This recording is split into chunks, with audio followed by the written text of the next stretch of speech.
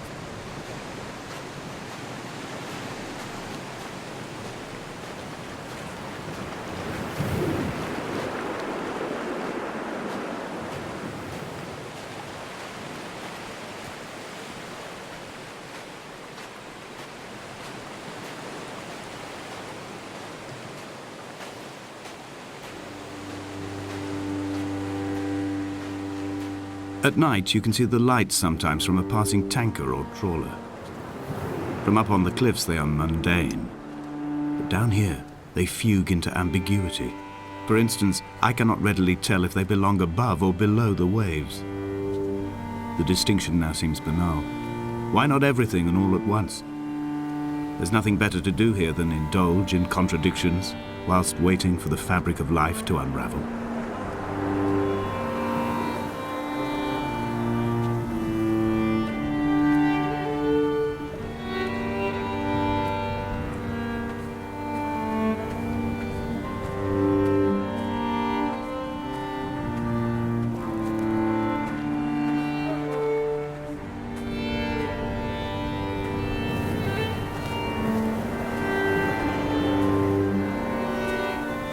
A wonderful sight. The moon cresting the junction between the cliff path and the stone circle. It cast a shadow of the ridge across the beach, all the world as if you had signed your name in untidy handwriting.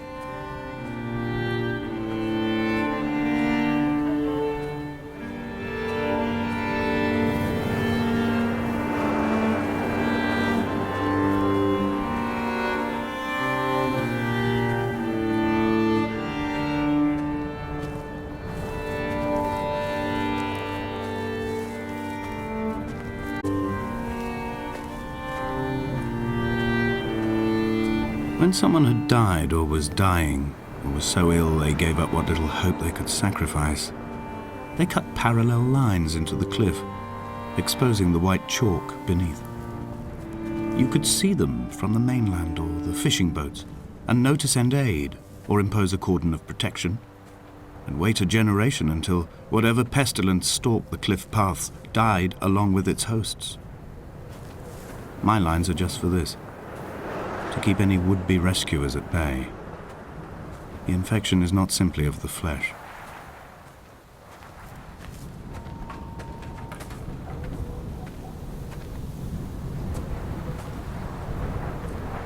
They were God-fearing people, those shepherds. There was no love in the relationship. Donnelly tells me that they had one Bible that was passed around in strict rotation. It was stolen by a visiting monk in 1776, 2 years before the island was abandoned altogether. In the interim, I wonder, did they assign chapter and verse to the stones and grasses, marking the geography with a superimposed significance that they could actually walk the Bible and inhabit its contradictions?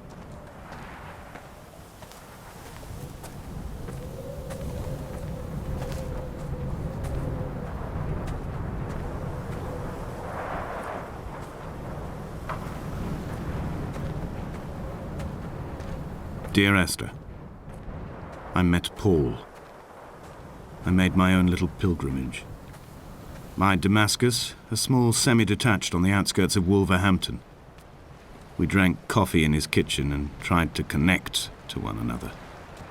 Although he knew I hadn't come in search of an apology, reason or retribution, he still spiraled in panic, thrown high and lucid by his own dented bonnet. Responsibility had made him old. Like us, he'd already passed beyond any conceivable boundary of life.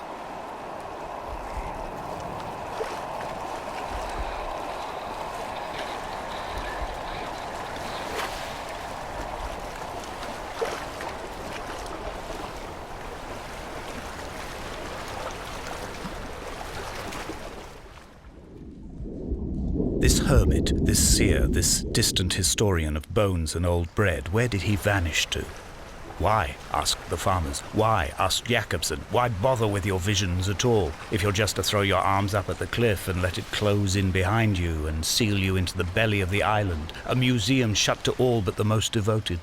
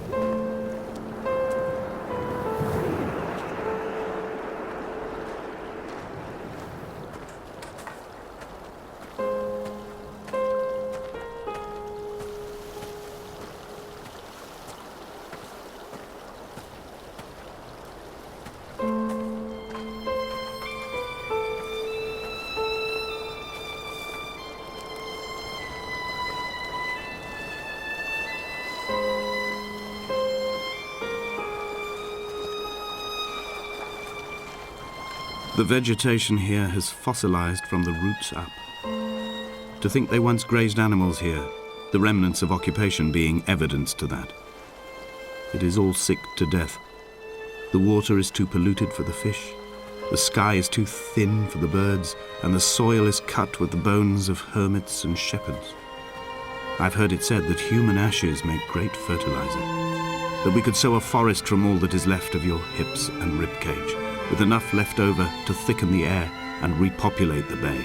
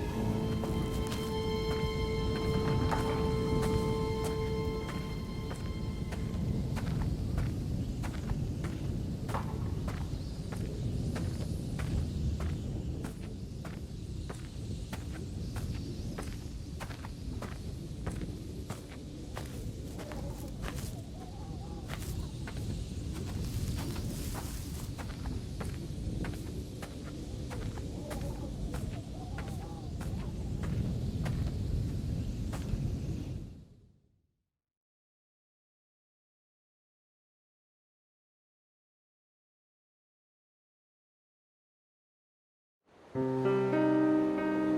Esther, I have now driven the stretch of the M5 between Exeter and Bristol over 21 times. But although I have all the reports and all the witnesses and have cross-referenced them within a millimetre using my Ordnance Survey maps, I simply cannot find the location. You'd think there would be marks to serve as some evidence. It's somewhere between the turn-off for Sanford and the welcome brake services. But although I can always see it in my rear-view mirror, I have as yet been unable to pull ashore.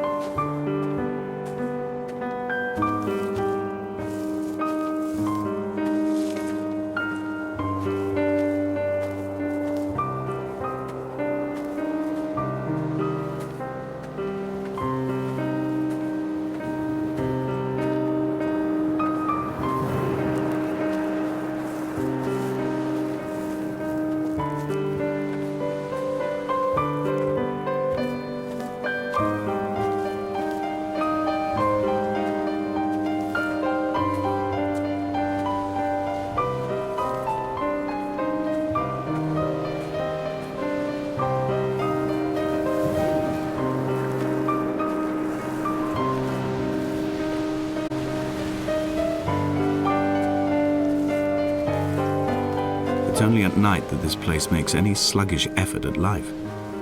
You can see the buoy and the aerial. I've been taking to sleeping through the day in an attempt to resurrect myself. I can feel the last days drawing upon me.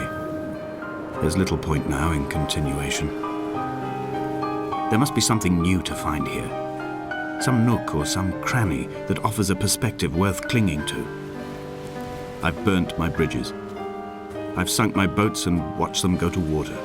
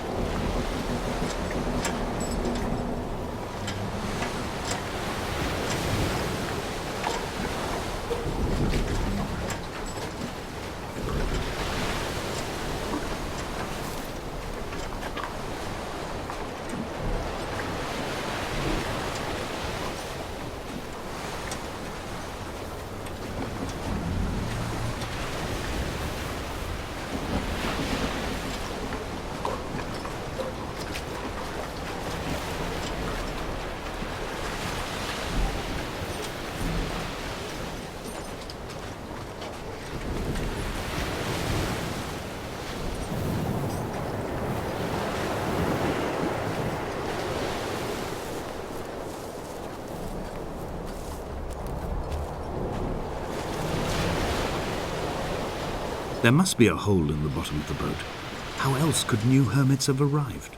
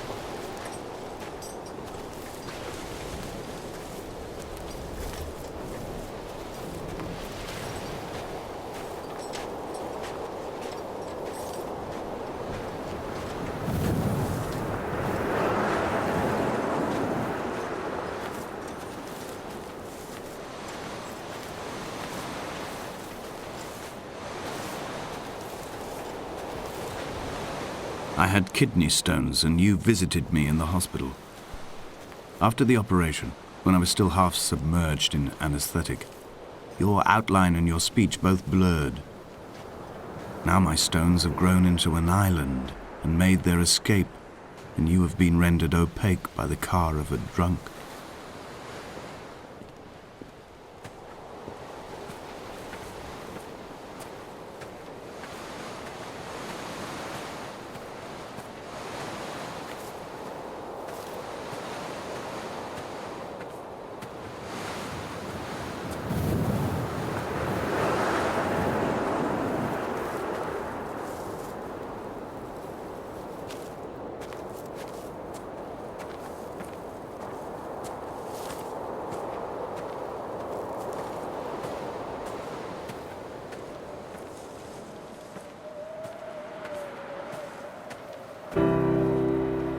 I've begun my ascent on the windless slope of the western side.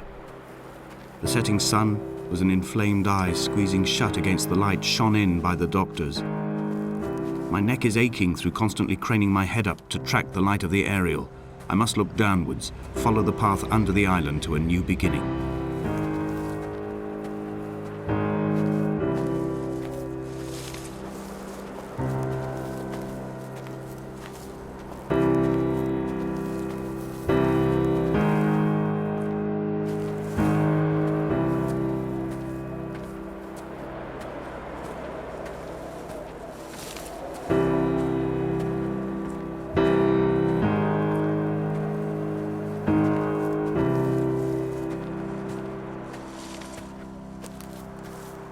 The bothy was constructed originally in the early 1700s. By then, shepherding had formalized into a career. The first habitual shepherd was a man called Jakobsen, from a lineage of migratory Scandinavians. He was not considered a man of breeding by the mainlanders. He came here every summer whilst building the bothy, hoping eventually that becoming a man of property would secure him a wife and a lineage. Donnelly records that it did not work. He caught some disease from his malcontented goats and died 2 years after completing it. There was no one to carve white lines into the cliff for him either.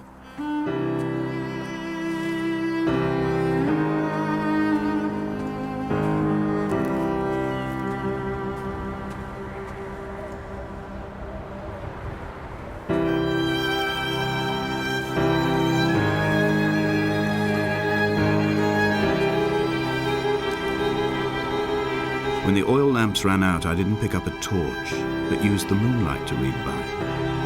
When I've pulled the last shreds of sense from it, I will throw Donnelly's book from the cliffs and perhaps myself with it. Maybe it will wash back up through the caves and erupt from the spring when the rain comes, making its return to the hermit's cave. Perhaps it will be back on the table when I wake. I think I may have thrown it into the sea several times before.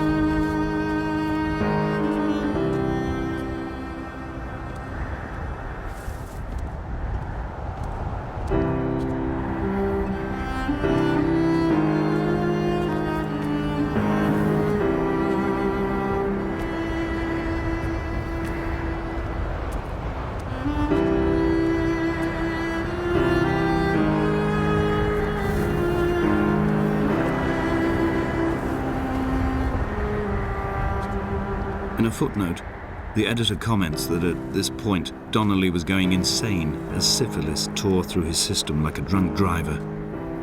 He is not to be trusted. Many of his claims are unsubstantiated, and although he does paint a colourful picture, much of what he says may have been derived directly from his fever. But I've been here, and I know, as Donnelly did, that this place is always half imagined. Even the rocks and caves will shimmer and blur with the right eyes.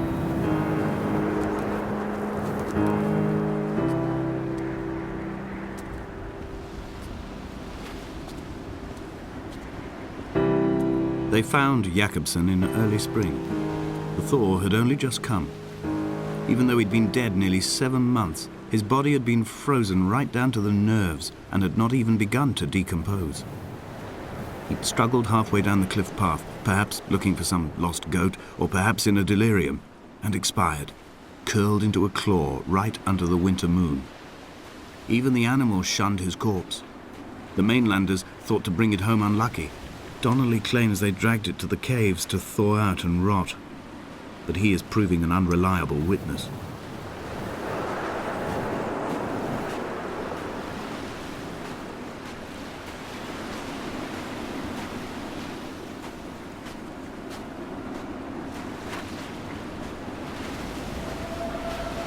Climbing down to the caves, I slipped and fell and have injured my leg. I think the femur is broken. It is clearly infected. The skin has turned a bright, tight pink, and the pain is crashing in on waves, winter tides against my shoreline, drowning out the ache of my stones. I struggled back to the bothy to rest, but it has become clear that there is only one way this is likely to end. The medical supplies I looted from the trawler have suddenly found their purpose. They will keep me lucid for my final ascent.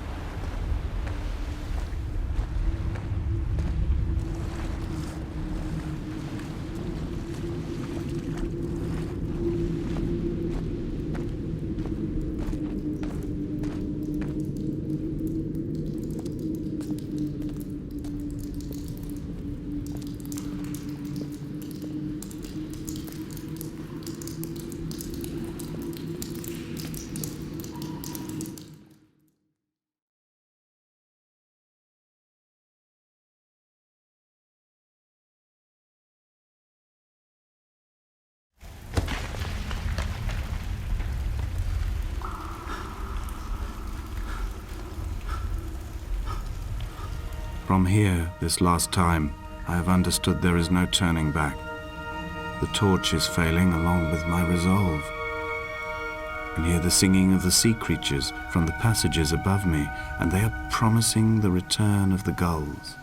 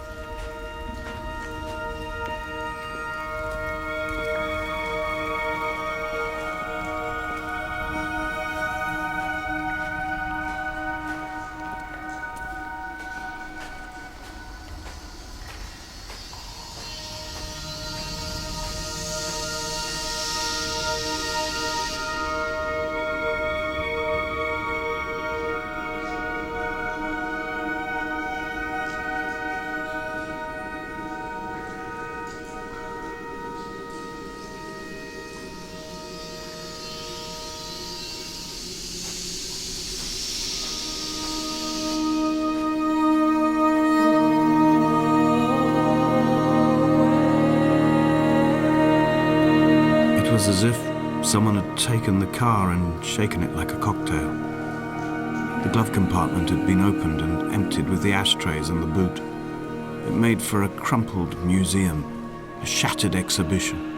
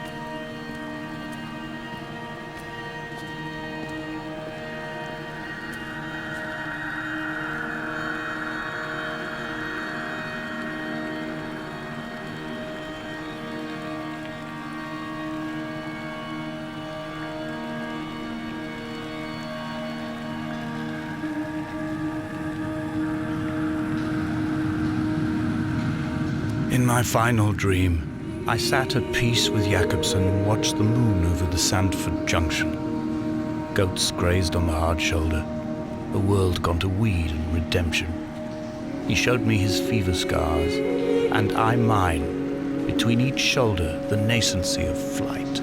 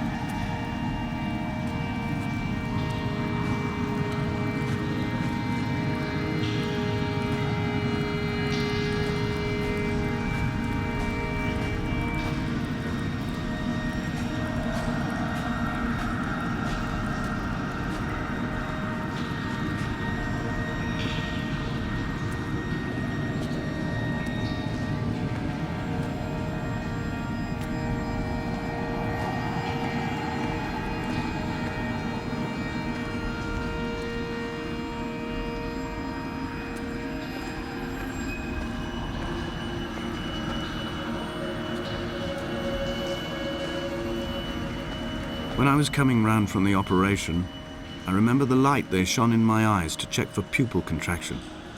It was like staring up at a moonlit sky from the bottom of a well. People moved at the summit, but I could not tell if you were one of them.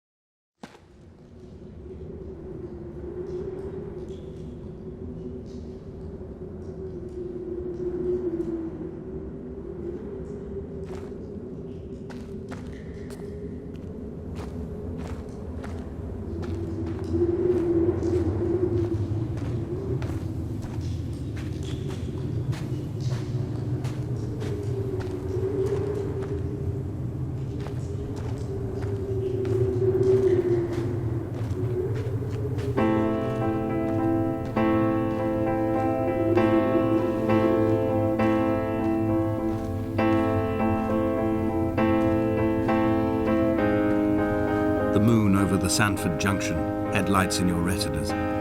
Donnelly drove a grey hatchback without a bottom. All the creatures of the tarmac rose to sing to him. All manner of symbols crudely scrawled across the cliff face of my unrest. My life reduced to an electrical diagram. All my gulls have taken flight. They will no longer roost on these outcrops. The lure of the moon over the Sanford Junction is too strong.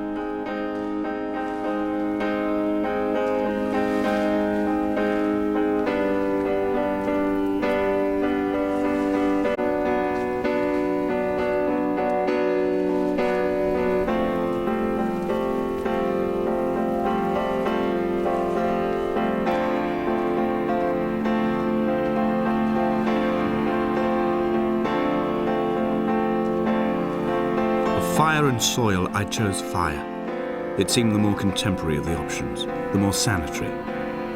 I could not bear the thought of the reassembly of such a ruins. Stitching arm to shoulder and femur to hip, charting a line of thread like traffic stilled on a motorway, making it all acceptable for tearful aunts and traumatized uncles flown in specially for the occasion.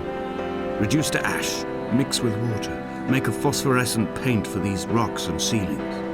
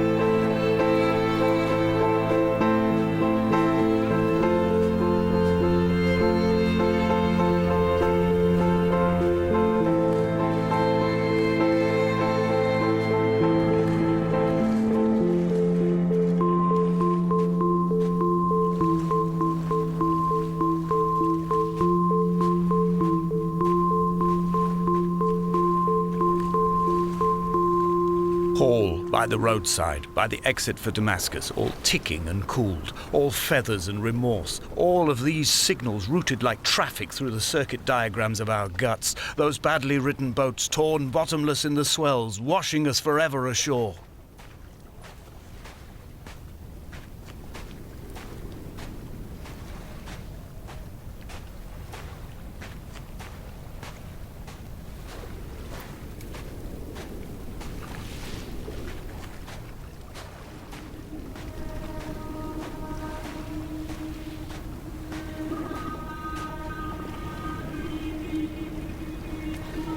From here, I can see my armada. I collected all the letters I'd ever meant to send to you, if I'd have ever made it to the mate collected at the bottom of my rucksack, and I spread them out along the lost beach. Then I took each and every one, and I folded them into boats.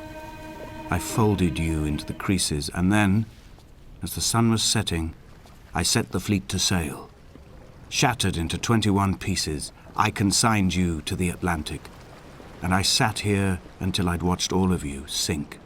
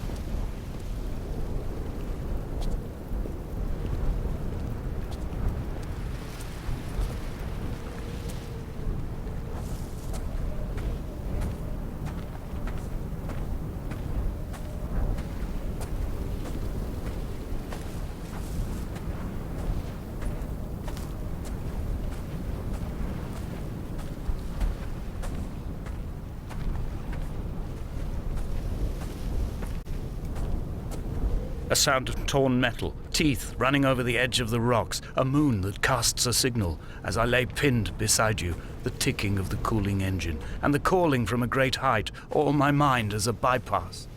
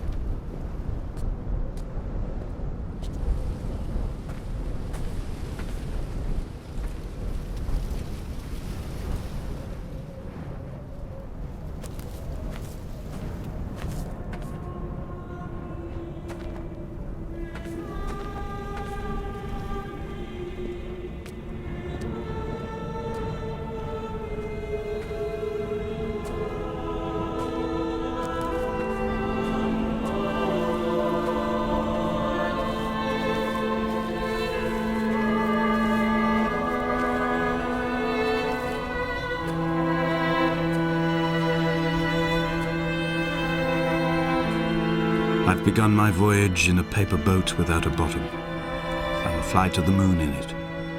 I've been folded along a crease in time, a weakness in the sheet of life. Now you've settled on the opposite side of the paper to me. I can see your traces in the ink, the pulped vegetation. When we become waterlogged and the cage disintegrates, we will intermingle. When this paper aeroplane leaves the cliff edge and carves parallel vapor trails in the dark, we will come together.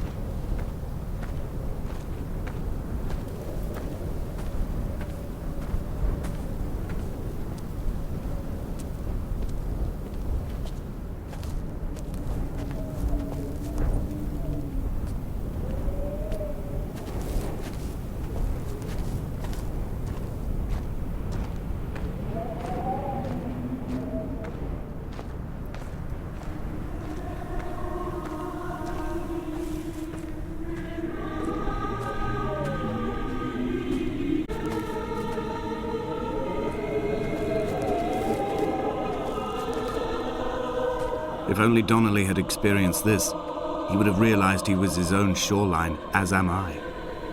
Just as I am becoming this island, so he became his syphilis, retreating into the burning synapses, the stones, the infection.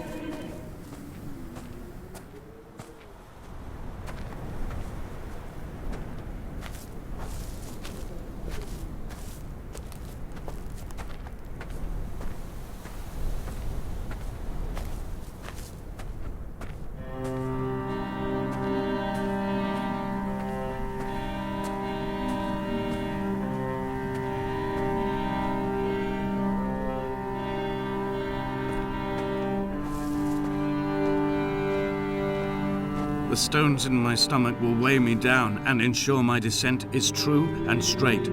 I will break through the fog of these godforsaken pills and achieve clarity. All my functions are clogged, all my veins are choked. If my leg doesn't rot off before I reach the summit, it will be a miracle. There are 21 connections in the circuit diagram of the anti-lock brakes. There are 21 species of gull inhabiting these islands. It is 21